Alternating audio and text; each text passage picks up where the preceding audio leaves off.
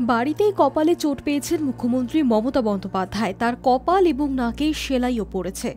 জানা গিয়েছে তাকে পেছন থেকে ধাক্কা দেওয়া হয়েছিল।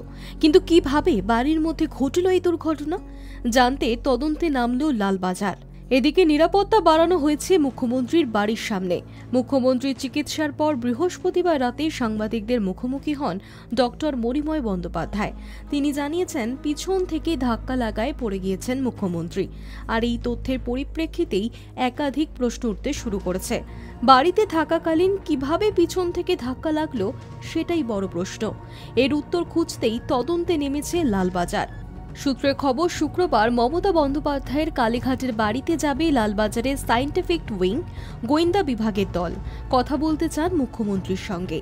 মমতা বন্দ্যোপাধ্যায়ের থেকে পাওয়া তথ্যের ভিত্তিতেই হবে তদন্তে প্রয়োজন হলে খতিয়ে দেখা হবে সিসিটিভি ফুটেজও। পাশাপাশি শুক্রবার সকাল থেকেই মুখ্যমন্ত্রীর বাড়ির সামনে হরিশ চ্যাটার্জি স্ট্রিট, যেখানে আঁটো নিরাপত্তা দেখা গেল পুলিশের তরফে।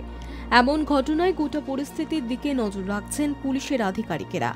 কালীঘাট থানা এবং কলকাতা গোয়েন্দা পুলিশের অফিসাররাও রয়েছেন। High news network.